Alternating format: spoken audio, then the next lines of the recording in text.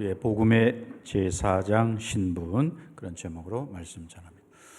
옆에 계신 분들 축복하겠습니다. 말씀에 큰 은혜 받으세요.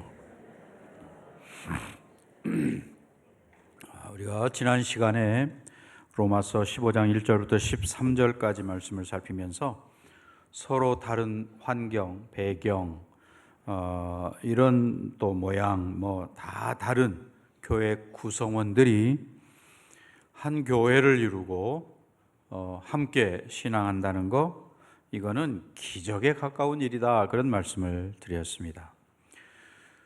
그런데 어떻게 그것이 가능하냐, 교회 안에서 이런 기적이 가능하냐라고 할 때에 우리가 하나님을 아버지로 믿는 것, 그리고 하나님께서 우리에게 성경을 계시로 주셨기 때문이다, 말씀을 드렸습니다.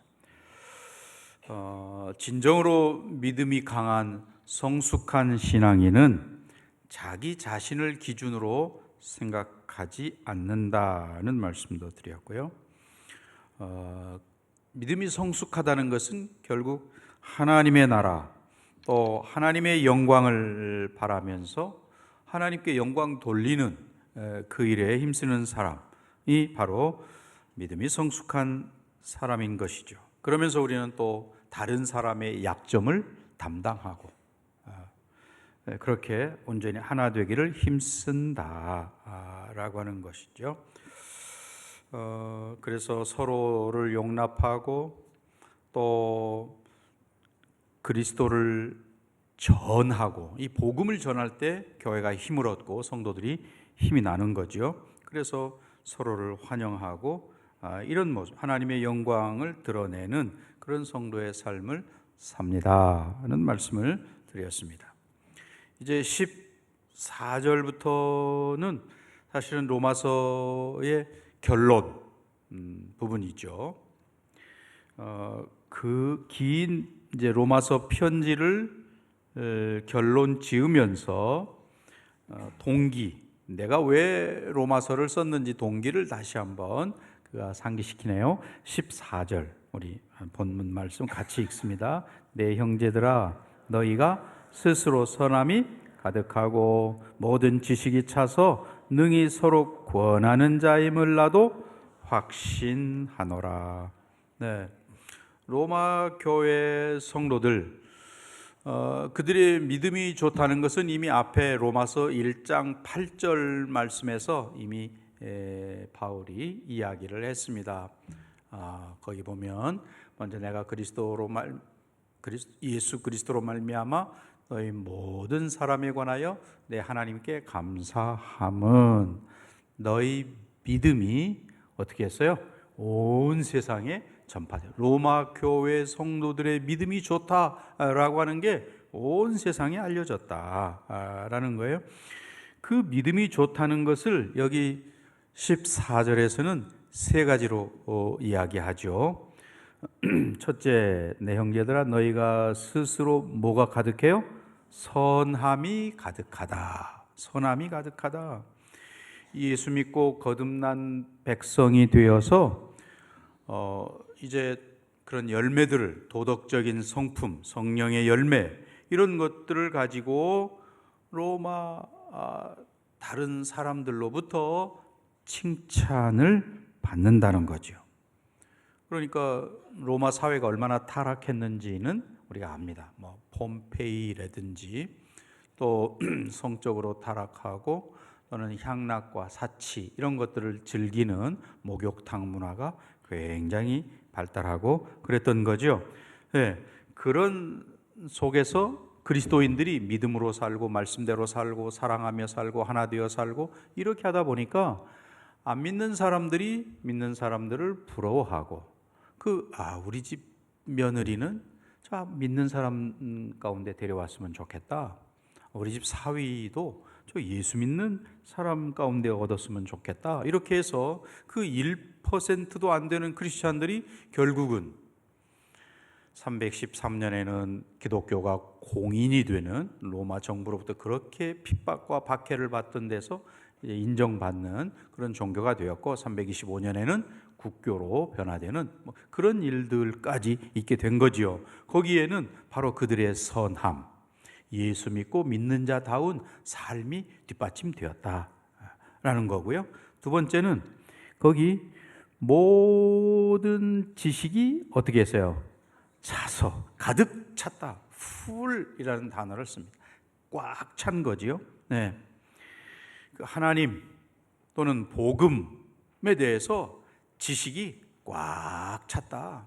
교회만 왔다 갔다 하는 게 아니고 정말 하나님에 대해서 이야기하라면 쫙 이야기할 수 있는, 복음에 대해서 설명하라고 하면 짧게도 할 수 있고 길게도 할 수 있고 위급한 상황에도 할 수 있고 복음에 대해서 잘 설명할 수 있는 그 복음에 대한 지식이 꽉 차서 그 꽉 찬 지식이 나오게 되는 거죠. 네. 또 세 번째는 서로 뭐 하는 자예요? 권하는 자임을 나도 확신한다. 서로 권한다. 네. 그들에게 전해진 복음, 말씀을 잘 이해하고 그대로 실천할 뿐만 아니라 다른 사람들에게도 그렇게 하자고 권하고 권면하고 하는 그런 모습이 로마 교회 성도들의 모습이었다는 겁니다.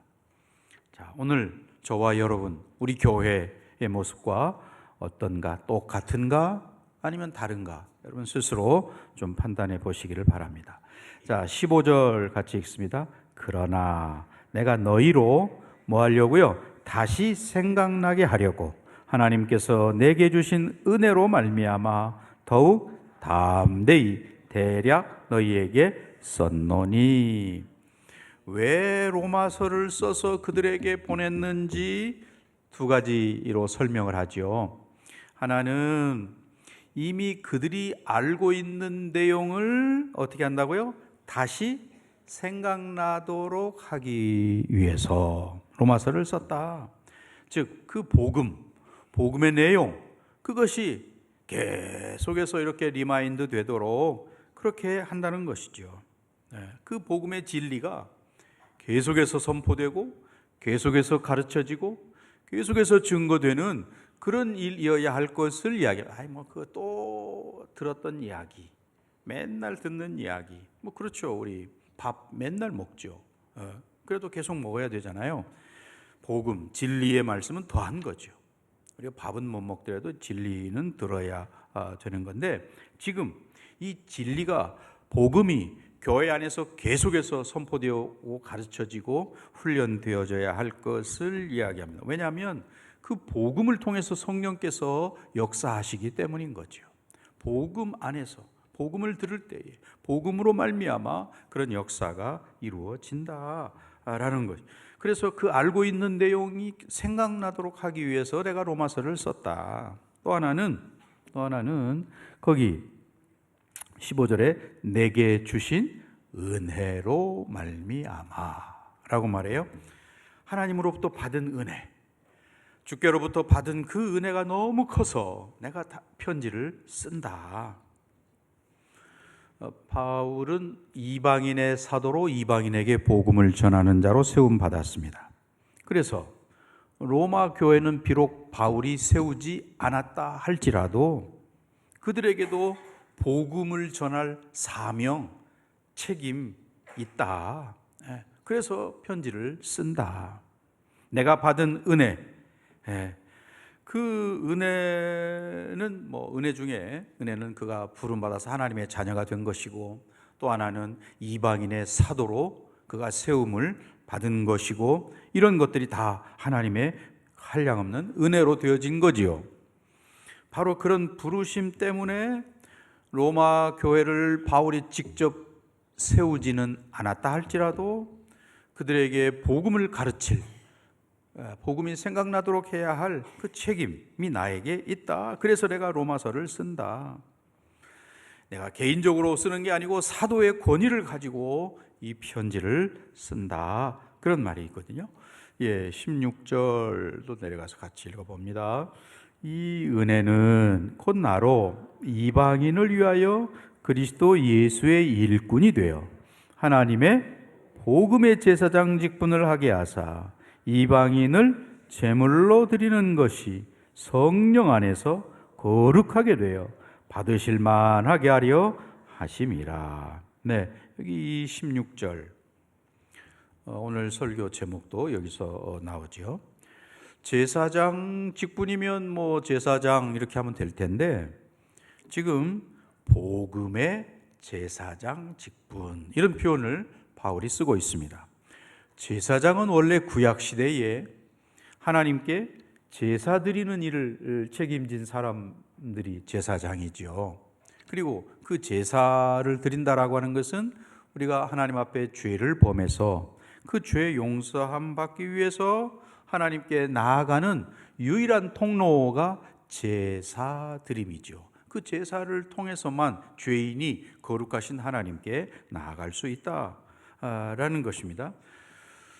그러니 극단적으로 말하면 우리가 만약에 죄가 없다면 제사도 없는 거죠. 근데 우리가 살면서 아담의 후예로서 죄를 안 지을 수가 없거든요. 지난주 한 주간만 우리가 돌아보아도 우리가 얼마나 말과 행동으로 생각으로 많은 죄를 지었습니까? 그래서 제사가 없이는 누구도 하나님 앞에 나아갈 수 없다.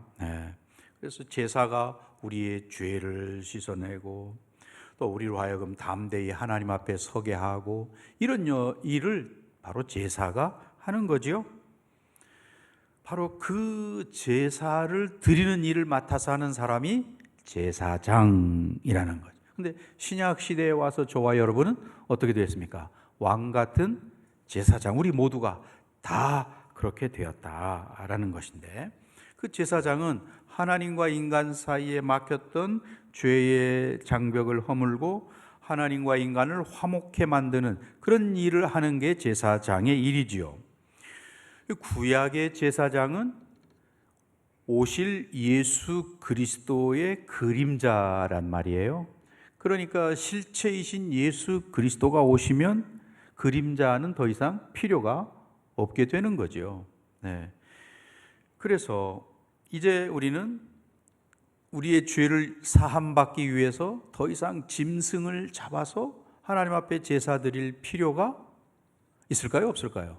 없게 되었습니다. 더 이상 그렇게 할 필요가 없게 되었습니다. 예수님께서 자신의 몸을 영원한 속죄 제물로 드려서 단번에, 그러나 그 효력은 영원하도록 영원한 속죄 제물이 되어 주셨습니다. 그러니 이제 우리는 하나님과 나 사이에 막혀 있는 죄의 담이 예수의 보혈로 말미암아 완전히 허물어지게 되었다. 성경은 그렇게 말합니다. 에베소 2장 14절에 나와 있죠. 그는 우리의, 예수 그리스도, 그는 우리의 화평이신지라. 둘로 하나님과 우리, 하나님과 죄인 된 우리를 어떻게 하셨어요? 하나로 만들었습니다. 그래서 원수된 것, 곧 중간에 막힌 담을 어떻게 했습니까? 자기 육체로 예수님의 몸으로 허시고 허물어 버리시고, 십자가의 죽으심으로 대속에 걸리신 보혈로 하나님과 우리 사이를 꽉 막고 있는 죄의 벽을 다 허무셨습니다. 그래서 예수님이 바로 우리를 그렇게 만들어 주셔서 이제는 우리도 모두가 다 복음의 제사장들이 되었다. 왕 같은 제사장이 되었다. 더 이상 죄 문제를 해결하기 위해서 짐승의 피를 흘릴 필요가 없는 그런 사람들이 되었습니다. 복음으로 말미암아 그런 일들이 일어나게 되었다 하는 것이죠. 그래서 이제 바울은 자신을 사도로서 복음을 전하는 복음의 제사장, 이렇게 말하고 있는 것이죠. 그는 이제 이방 세계, 하나님을 알지 못하고 하나님을 대적했던 그 이방 세계를 하나님 받으실 수 있는 제물로 하나님께 그들을 드리는 그 일을 위해서 그가 부름 받은 것이고, 또 제사장으로서 그 이방인들을 위해서 끊임없이 기도하는 그런 일을 그가 맡았다라고 말합니다. 이제 저와 여러분이 바로 그 일을 감당해야 할 사람, 복음의 제사장, 그런 직분을 우리가 받은 거죠. 그래서 우리가 할 일은 바로 복음을 전하는 그래서 사람들이 하나님과 화평하게 되고 또 그들을 위해서 계속해서 끊임없이 기도하는 그런 역할을 우리가 해야 한다는 것입니다. 그 모든 일들이 어떻게 가능하게 되었습니까? 16절에서 제사장 직분을 하게 하사 이방인을 제물로 드리는 것이 어떻게 해요? 성령 안에서 거룩하게 되어 받으실 만하게 하려 하십니다. 성령에 의해서 거룩하게 된다. 바로 저와 여러분이 해야 할 중요한 사명이 여기에 있는 거죠. 우리가 복음을 전할 때에 복음을 받은 사람은 성령으로 말미암아 깨끗하게 된다. 그렇게 이야기합니다. 유대인들은 이방인들이 부정하다고 이야기했습니다. 왜냐하면 할례를 받지 않았기 때문에 너희들은 할례 받지 않은 개 같은 사람들이야 이렇게 이야기했거든요.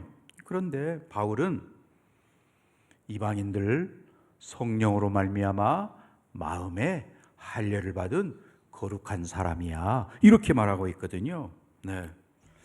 오늘 저와 여러분 우리도 바로 그렇게 거룩하게 또 제사장으로 부름받은 저와 여러분인 줄 믿습니다. 자, 그래서 17절 같이 읽습니다. 그러므로 내가 그리스도 예수 안에서 하나님의 일에 대하여 바울이 자랑을 하는데 뭘 자랑해요? 하나님의 일, 예수 안에서 되어진 하나님의 일을 자랑한다 이렇게 말해요. 자기 자신을 자랑했다면 잘못이죠. 교만한 거죠. 그런데 하나님께서 하신 일, 그리스도 안에서 나를 통하여 하신 그 일을 자랑한다. 결국 그것은 하나님께 영광이 되는 일이죠. 하나님이 하셨어. 하나님의 은혜로 된 거야. 하나님께서 내게 은혜를 베푸셔서 이렇게 하셨지. 이렇게 말하는 게 그 자체가 하나님께 영광이 된다는 것입니다. 저와 여러분이 해야 할 일도 바로 그런 거죠. 나를 드러내고 내가 한 일을 나타내고 하는 게 아니고 나를 통해서 하신 하나님, 하나님의 일, 성령으로 말미암아 되어진 그 일을 자랑해야 될 줄로 믿습니다. 자, 18절은 제가 읽고요. 여러분은 19절을 읽으시기 바랍니다. 그리스도께서 이방인들을 순종하게 하기 위하여 나를 통하여 역사하신 것 외에는 내가 감히 말하지 아니하노라. 그 일은 말과 행위로.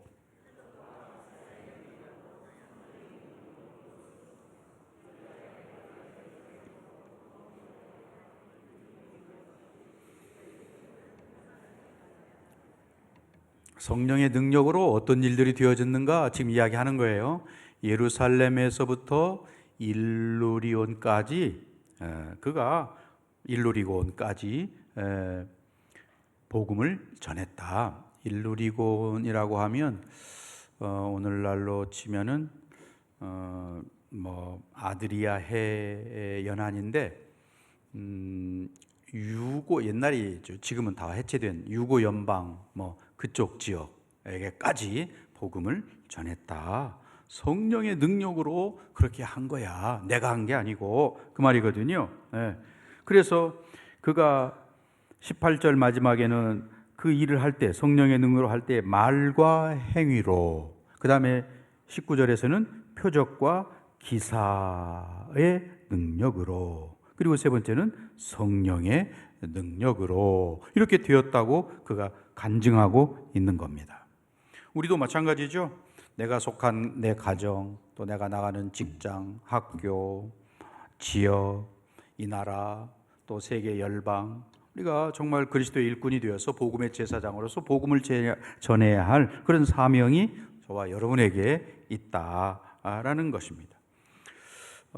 오늘 우리에게 맡겨진 이 사명 제대로 감당하고 있는지 우리 스스로 한번 돌아보시길 바랍니다. 20절 제가 읽고 21절 여러분 또 읽습니다. 또 내가 그리스도의 이름을 부르는 곳에는 복음을 전하지 않기를 힘썼노니 이는 남의 터 위에 건축하지 아니하려 함이라.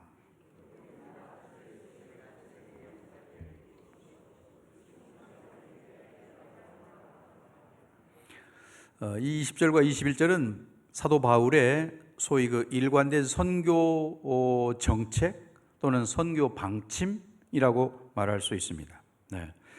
예수 그리스도의 이름을 부르는 곳에는 내가 복음을 전하지 않겠다. 즉 누군가 먼저 사도들이 가서 복음을 전하고 사역하고 있거나 이미 교회가 세워져 있거나 이런 데는 내가 가지 않겠다.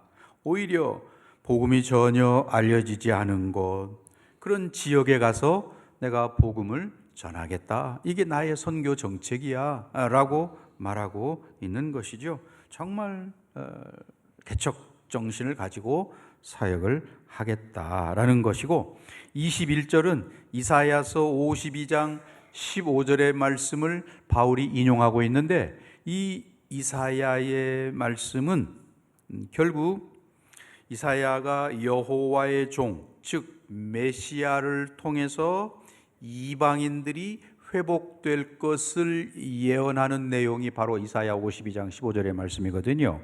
그런데 바울은 그 말씀을 인용해서 예수 그리스도께서 그 일을 예수님을 통해서 이루시고, 그리고 이제 바울은 또 그 일을 전하고 하는 것이라 라고 이사야의 말씀을 인용해서 적용시켜서 이야기하고 있는 것이죠.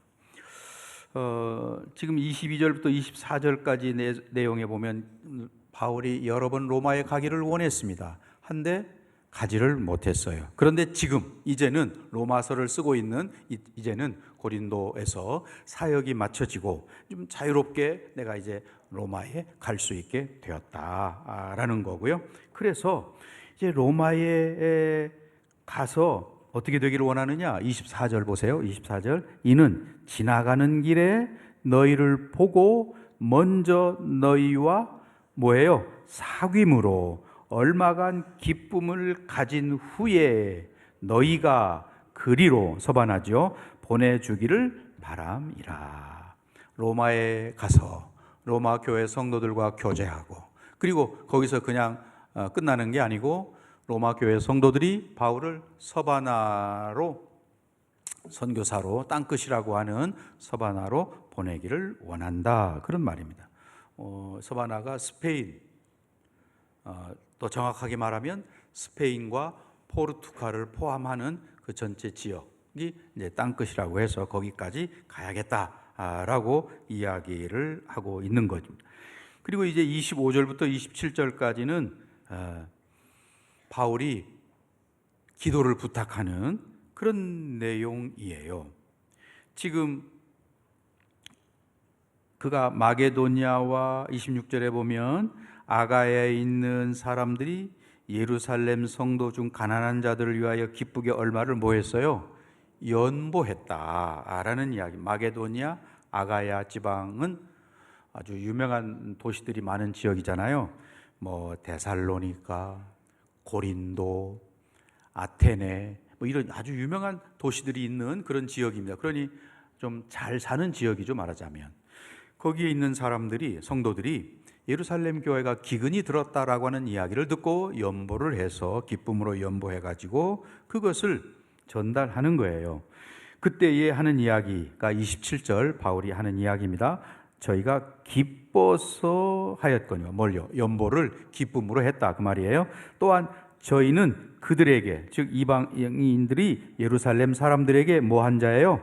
빚진 자, 복음의 빚진 자다. 그래서 만일 이방인들이 그들의 영적인 것을 나누어 가졌으면, 복음을 나누어 가졌으면 육적인 것으로, 지금 돈으로, 물질로 그들을 섬기는 것이 뭐하다고요? 마땅하다, 당연히 그래야 된다라고 지금 이야기를 하는 겁니다. 그러면서 이제 자기가 예루살렘에 간다. 그리고 예루살렘에 갔다가 너희 로마도 간다 라는 이야기를 하고 있습니다. 그러면서 이제 30절부터 마지막 33절까지 쭉 부탁을 하는 그런 내용이에요. 왜냐하면 예루살렘에 올라가는 길도 뭐 어렵지만 예루살렘에 가서 어떤 일을 만날지 이미 그 아가바의 딸들이 예언했었잖아요. 너 거기 가면 이렇게 돼, 가지 마라, 이런 이야기도 했었고, 어려운 일들이 있습니다. 또 이방인들이 헌금한 것을 예루살렘 교회 성도들이 받는다? 그거는 그 성도들이 이방 성도들을 인정하는 게 되거든요. 그들의 도움을 받는다는 것은. 그래서 자존심 상하기도 하고, 그들을 인정할 수 없어 이렇게 말하는 사람도 있을 수도 있고, 여러 가지 어려운 일들이 예견되기 때문에 좀 기도해 다오, 이렇게 이야기하는 거예요. 또 예루살렘에 가서 그들이 받을 만한 사역을 좀 할 수 있도록, 사도들을 만나고 그들에게 복음을 전하고 하는 일을 할 수 있도록, 그리고 그것을 마치고 무사히 로마에 가서 성도들과 교제할 수 있도록 기도해 달라라는 내용이 33절의 끝을 맺고 있는 내용입니다. 시간이 없어서 짧게 결론의 말씀을 전합니다. 이제 오늘 우리는 바울의 이런 여러 가지 일정들을 보면서 하나님께서 정말 그런 어려움을 뛰어넘어서 평강을 누리도록 바울을 인도하시는구나. 또 나에게 필요한 하나님의 축복, 그거는 다른 사람에게도 필요한 것이구나. 우리 이 믿음의 공동체가 위대하다는 건 뭐예요? 결국 서로가 다른 사람을 위해서 하나님의 축복을 빌어줄 수 있다는 거. 왜? 내가 기도하면 그렇게 될 줄로 믿기 때문에. 내가 저의 영혼에 또는 저 가정에 또 저 사람의 문제를 놓고 기도하고 그에게 하나님의 축복이 임하기를 위해서 기도하면 그렇게 될 것을 믿기 때문에 우리가 기도하는 것, 다른 사람을 위해서 기도하는 것은, 이거는 정말 위대한 일이다라고 하는 것이죠. 한 번도 만난 적 없는 사람들을 위해서 우리가 기도하면 그들의 문제 가운데 우리가 같이 동참해서 그들의 문제를 해결해 가는 게 되는 거죠. 내가 선교 현장에 직접 나가지는 못해도 그들을 위해서 기도할 때, 선교사들을 위해서 기도하고 할 때에 우리는 그 선교에 동참하게 된다는 말입니다. 또 우리는 내가 기도함으로 다른 동역자들을 도와줄 수 있다는 것이죠. 그들이 힘을 내고 우울증을 극복하고 육체적인 연약함을 이겨내고 또는 경제적인 어려움을 극복하고 이런 일들을 할 수 있다는 것이죠. 복음의 제사장 직분 잘 감당하는 여러분 되시기 바랍니다.